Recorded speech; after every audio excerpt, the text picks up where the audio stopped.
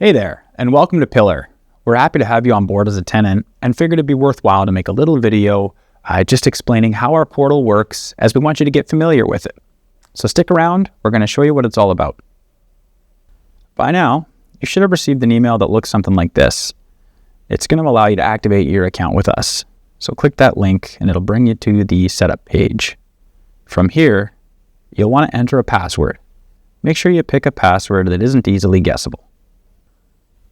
Once you've got the password set, then it's going to prompt you to enter your email and the password that you just created. Next, click sign in. From there, it's going to bring you to our portal. Before you do so, please make sure you've accepted the terms of service and privacy policy before continuing. Once you've clicked the resident center, you're going to have access to pay rent and set up automatic payments, receive announcements, submit maintenance requests or tasks. This will bring you to the dashboard. From here, we want to get you familiarized. So as you can see, on the left-hand side of your screen, there's a drop-down menu. You can go and take a look at your payment history. Any expenses on the property will be found there in your ledger. There's also the request tab. So if you want to submit a maintenance request or just a general inquiry, you can do so through this page. There's the announcements page. So if you live in a multifamily building, it's more applicable to you. Any and all announcements or notices would be sent here. For documents, this will be where you find your lease agreement. If there's any other documentation that's required to be uploaded, we'll do so. And then from here, you can also upload some contacts if you'd like. So you could feel free to put your property manager's contact information there. And you also have the community calendar. Again, it's more prevalent if you live in a multifamily building. And then finally, if you'd like to add your insurance policy, renter's insurance, you can do so on the page here, just by clicking that blue button, Add Policy.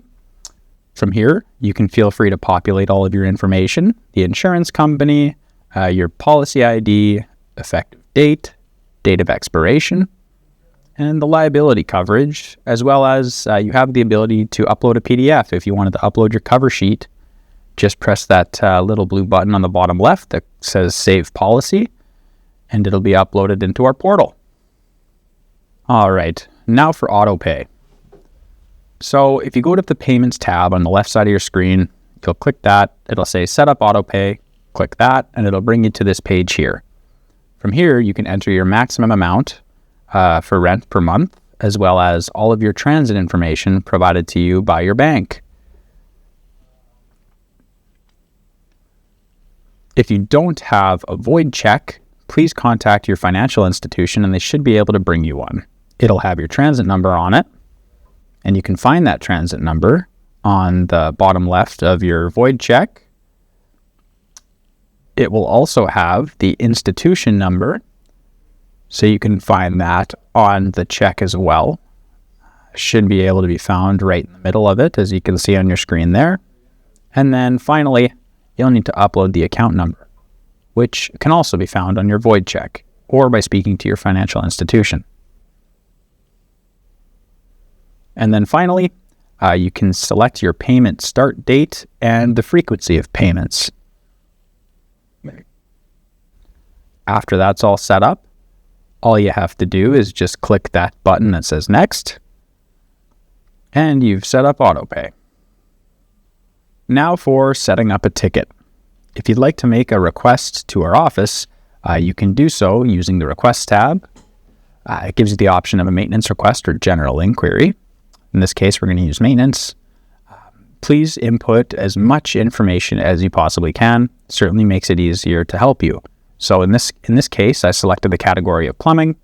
I chose an example of the toilet being clogged, as that can be a common occurrence for renters.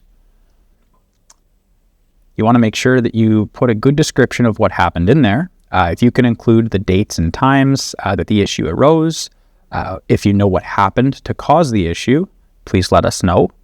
And once we've had a good understanding of the situation at hand, we'll dispatch the appropriate vendor to go and make the repairs. Within the request form, you also have the ability to upload pictures and tell us whether we can or cannot enter the property if you're not home, as well as if you do or do not have pets. Again, it's worthwhile to upload as much information as possible to the ticket request. And you can always expect same-day responses from our staff here in the office. We might not have a solution to the problem that you've posed, but at the very least, we're going to let you know that we're working on it for you, and we're going to get back to you as quickly as possible. So there you go. That concludes our portal tutorial video. If you have any lingering questions, please feel free to reach out to our office. You can reach us at 204-667-6777. Thanks very much for watching, and we hope you enjoy your new home.